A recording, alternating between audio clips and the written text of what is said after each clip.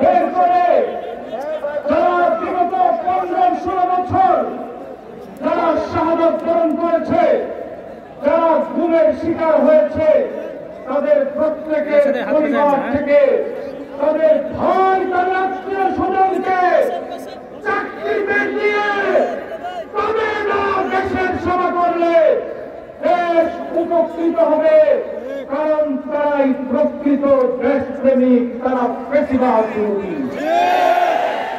আমরা শহীদ পরিবারের সদস্যদেরকে চাকরি দেওয়ার জন্য জোর দাবি জানাচ্ছে।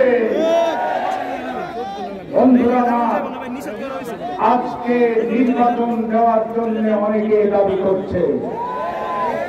আমরা বলতে চাই 15-16 বছর শেখ হাসিনা এবং তার মন্ত্রী পরিষদ হাজার হাজার কোটি টাকা লুটপাট করে বিদেশে পাচার করেছে।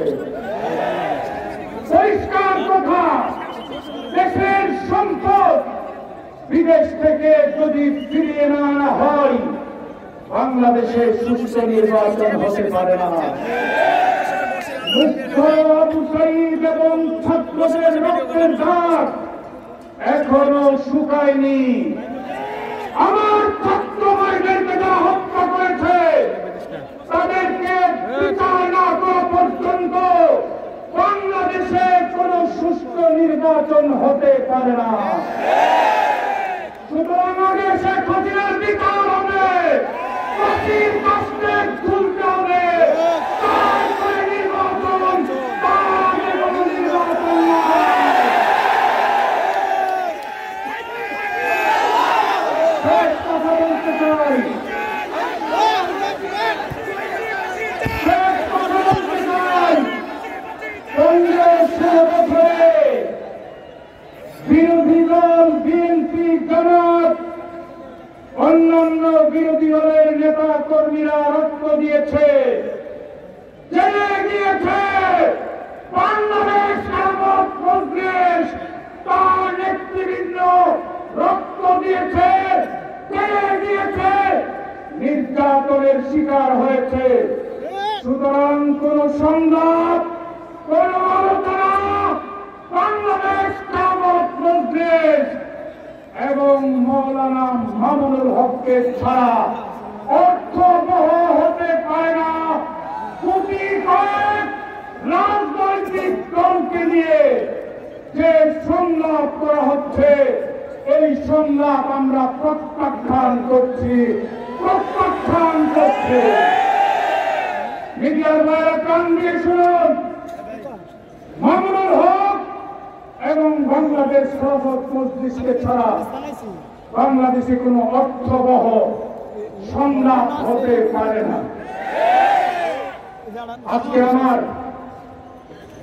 সংস্কার করার জন্য বিভিন্ন কমিটি করা হয়েছে, কমিশন করা হয়েছে। সংস্কার কিভাবে হবে, কি করবা তুমি, সংস্কারের রূপরেখা কি আমাদের বুঝতে হবে।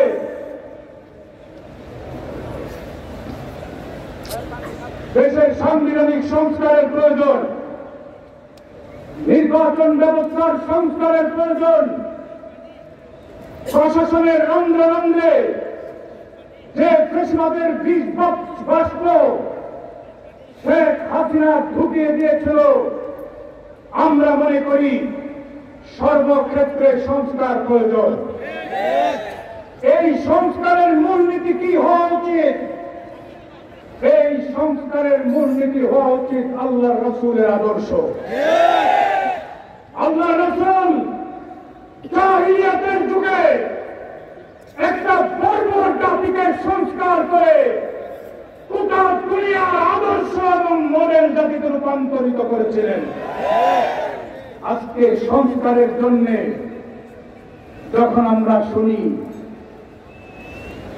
এই আধিপত্যবাদী দেশগুলো ভারতের উদাহরণ টানা হয়, সংস্কারের জন্য বিশ্ব সন্ত্রাস, যে সকল রাষ্ট্র যারা দেশে দেশে মানুষকে নির্যাতন করেছে, তাদের উদাহরণ যখন টানা হয় তখন আমরা বুঝি আসলে সংস্কার না, এটা হলো আধিপত্যবাদীদের তাবেদারি। আধিপত্যবাদের তাবেদারির মাধ্যমে জনগণের সংস্কার হতে পারে না, সংস্কার হবে মদিনাতুর রাসূল সাল্লাল্লাহু আলাইহি ওয়াসাল্লামের আদর্শে। সুতরাং আসুন আমরা একটা সংস্কার করে রাষ্ট্র গঠন করি, সেই রাষ্ট্রের নাম হবে খেলাফতের রাষ্ট্র। সেই রাষ্ট্র কায়েমের জন্য মামুনুল হকের হাতকে, বাংলাদেশ খেলাফত মজলিস যুব মজলিসের হাতকে কারা কারা শক্তিশালী করবে। আল্লাহ আমাদেরকে তৌফিক দান করুন।